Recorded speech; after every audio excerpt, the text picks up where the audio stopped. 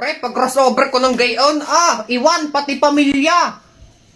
Pre, si Berto parating. Huwag mong papansinin, pagtripan natin. Huwag natin papansinin, ha? Okay, pre, huwag natin papansinin kahit kausapin tayo. Sige, sige. Kunyari, hindi natin siya nakikita, ganun. Ay, mga pre, kanina pa kayo dito? Pre, kahapon, galing kaming SM. Galing kayo doon? Daming tao. Sobrang haba ng pila. Galing din kami doon kahapon. Ba't parang di kita nakita doon? Ay, baka hindi lang sadya tao nagkita kasi sobrang daming tao nun eh. Galing din kaming SM. Doon kami sa may McDo, kaya naman pala hindi tayo nagkita, pre. All my friends are toxic, all ambitionless, so rude and always negative.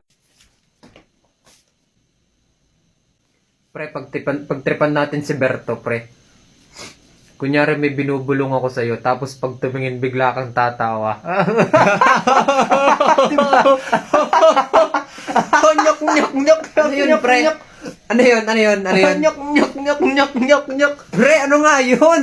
Ala, tinatanong ko yung tawa ng tawa. Hindi, pre, wala. May lang na pag-usapan lang. All my friends are toxic, all ambitionless, so rude and always negative. Pre, pagtripan ulit natin si Berto.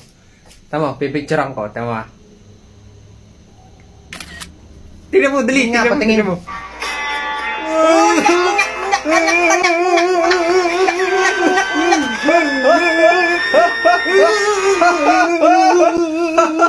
Pre, ano na naman yung pinagkakagawa nyo? Patingin nga, patingin. Tignan mo yung mukha mo, pre.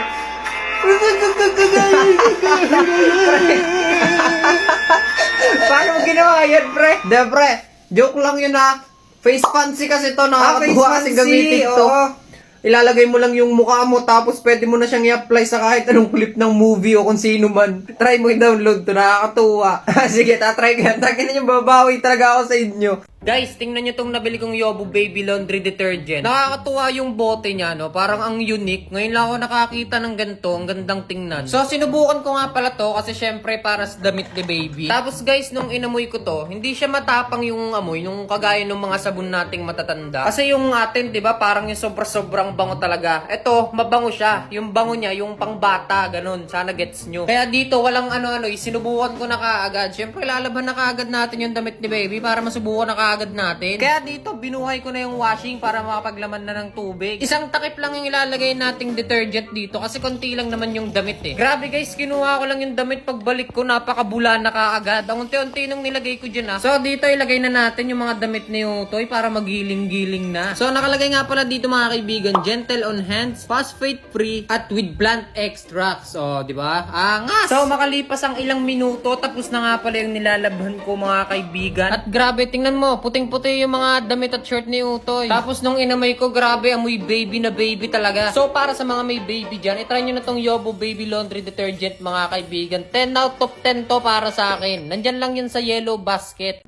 Naghahanap ka ba ng magandang wipes na pwede mong gamitin sa baby mo? Introducing unscented baby wipes ng Yobo. So guys, gusto ko lang i-share sa inyo yung ginagamit naming wipes kay Utoy. Ito ang ginagamit naming wipes dahil napaka-gentle nito sa balat. 100% skin friendly. Ayan, nakalagay din naman sa takip niya. Bukod sa maganda, ay marami din ang laman nito. Bali 100 wipes ang isang balot. At hindi rin siya katulad ng ibang wipes na parang maganit, dry, ganon. Masama yan sa puwet ni baby. Ay, grabe sa puwet. Ito, kung tutusin, sobrang gentle niya sa balat. Kahit nga hindi baby ang gumamit nito pwede rin natin tong gamitin sa mukha natin at sa kung ano-ano pa. Hindi rin siya kagaya ng ibang wipes na manipis. So, ito, makapal siya. Tingnan nyo.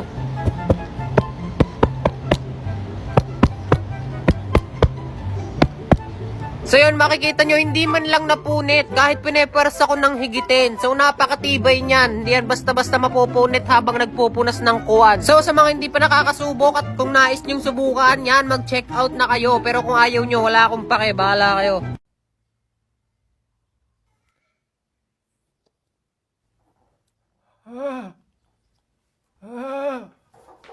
Lo? Hindi ako makahinga. Uy, si Lolo. Lo, ano? Okay lang, hinga. Relax lang, Lo, ha? Hinga malalim, Lo. Angat, boy, tumawag ka ng tricycle. Dadalhin natin sa ospital. Ano yun? Ikaw na. Ikaw nang tumawag. Ano yun? Ako na naman ang tatawag. Eh, nung nakaraang inatake yan, ako na nga ang tumawag ng tricycle kahit nag-ML ako. Nung nakaraan pa yun, boy. Eh bakit? Kanina nga nagugas ako ng pinggan. Uy, ano naman kung ikaw ang nagugas ng pinggan? Ikaw naman ang nangain dun ah. Hindi naman ako kumain, pero ako ang nagugas. Oy, sino bang inutusan? Di ba't ikaw naman ang inutusan? Kahit na, bahala ka. Hindi ko bubuhatin yan. Tamad ka. Wala, ikaw ang tamad, boy. Pag inutusan ka, hindi ka mapakisuyuan. Tamo si Lolo, inaatake na, hindi ka man lang mapatawag ng tricycle. At ayun na naman nga po, nag-vlog na naman po si Akla. So guys, samahan nyo ako ngayon kasi bibili ako ng sibuyas sa tindahan. Nang makarating nga ako sa tindahan, ay agad akong bumili ng sibuyas. Bili nga akong sibuyas. At yun nga guys, nakabili na ako ng sibuyas sa tindahan, kaya naman umuwi na ako. Habang naglalakad ako dito ay humihinga ako. At pagdating ko nga sa bahay, binuksan ko yung pinto at pagpasok ko ay sinara ko din to agad. Ayun lang guys, follow for more. Tol, ang ganda ng langit no. Parang yun yung mga napapanood ko sa TikTok yung...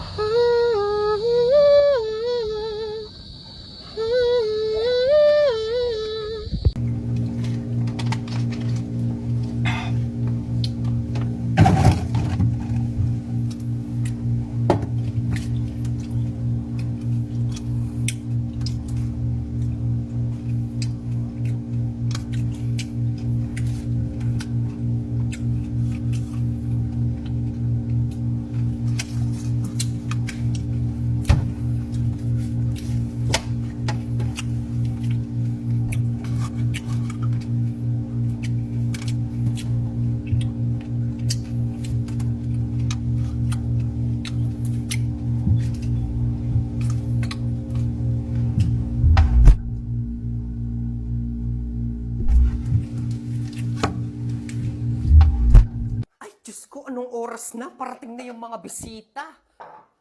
Hoy, Window! Ano, imbis na tinutulungan mo ako dito, hindi yung nakatanga ka lang dyan, ha? Anong oras na? Alam na parating na yung mga bisita eh. Diyos ko po. Oo, teka, ano yan? Ano yan? Cake. Oo, alam kong cake, pero hindi pa ilalabas yan. Maupo ka na nga lang doon. Diyos ko po, panggulo ka. Ibalik mo yan doon, tapos maupo lang sa isang tabi. Diyos ko po, panggulo ka lang dito eh. Wala ka naman ay tutulong. Ay, Diyos ko. Tinan mo itong batang to talaga nakaupo lang dun eh. Talagang di ako tinutulungan eh. Talagang di marunong makiramdam. Diyos ko po, sa gagaling lang ang mga cellphone, manghingi ng pera. Diyos ko po, pag ako namatay.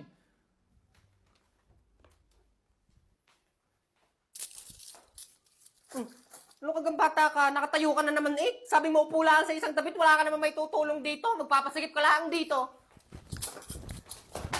Teka, parang na-realize ko ang linis na ng lamesa ko ah. Wala na yung ibang gamit. Kaso nakaka-distract tong paa ng monitor ko. Ang pangit tingnan. Kaya naman bigla akong napabili nitong in-play gas spring monitor mount. Ang dami ko kasing nakikitang gumagamit ng ganito eh. Tapos nakakadagdag forma din siya. Syempre yung gitero ko, kaya bumili din ako ng akin, di ba? Kasi nga, ang ginagawa ko sa setup ko ngayon hanggat maaari, yung malinis pero maporma. So, ito na yung laman ng box niya. Ito na yung lahat-lahat mga kaibigan. So, bubuuin na natin siya kaya idaan na lang natin siya sa pangmalupitang transition. Who decided that?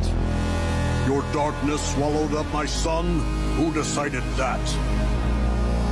Tingnan nyo naman guys, mukhang wala na akong kailangan ipaliwanag. Kitang-kita nyo na kaagad yung pagkakaiba. Nawala yung paa ng monitor ko, tas mas luminis pa siyang tingnan. Ang maganda pa dito, meron siyang built-in USB ports at saka Type-C. Dagdag saksakan din yan, men. Tapos may salpakan din siya ng mga wire, kaya mas matatago mo na yung wire mo, diba? Mas malinis ng tingnan. Meron din tong gas spring technology, mga kaibigan, kaya kung gusto mo siyang itaas, ibaba, itagilid, walang kahirap-hirap, basic lang yan. Nakakalimutan ko din ipakita na ilaw din to mga kaibigan yan, no? Napapalit-palitan din siya. Pero kung ayaw mo nung may ilaw, pwede rin naman siyang patayin, walang problema. So yun lang guys, gusto ko lang siyang i-share sa inyo. So kung gusto nyo ng ganito kagandang monitor mount, i-check nyo, nandyan lang yan sa yellow basket, ha? Mag-upgrade ka na. Kaya nga pre, ganyan yung ugali nun ni Tomas. Tsaka nung tanda mo nung kami magkasama nung nakaraan, akala mo lagi napakagwapo. Feeling heartthrob. Alam mo yung pag dumaan kami sa maraming tao, feeling niya, pinagtitinginan siya, tapos nagyayabang pa sa akin na nakatingin daw sa kanya yung babae. Oo ganun. Gayon yun.